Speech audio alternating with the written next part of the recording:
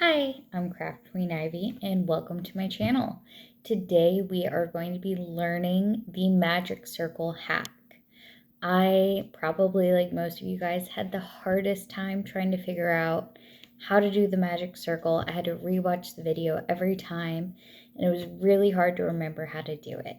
So once I learned this hack, I think I saw it on TikTok, I loved it. It makes making a magic circle so much easier. It's so quick, so easy. You'll be able to do it. It'll make all your projects go faster, and it will definitely be a lot easier to remember. So with that being said, let's get started. To get started, we are going to be using the Juicy Couture chunky yarn today, and I'm using a size 4 hook. You can use whatever yarn you'd like. This will work for any yarn, but we are going to talk about a few different things that you do with chunkier yarns. So to get started today, we are first going to tie a slip knot and put that on your hook.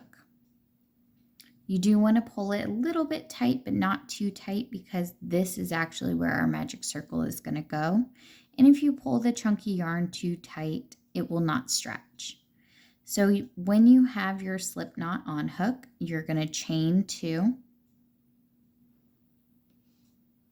Now you have 2 on your hook. You're going to go back to that very first stitch here. You're going to go in, yarn over, and pull through. You now have 2 stitches on your hook. You're going to yarn over and pull through. And this is your very first crochet stitch in your magic circle. So from here, you're going to go back in that same first stitch, yarn over and pull through, and then go ahead and yarn over and pull through to create that second stitch. And you're going to repeat this process as many times as you need to for your magic circle. So I'm going to do 4 for this video.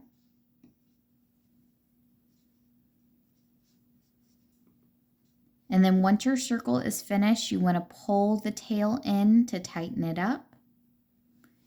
And there you have it. You have a magic circle.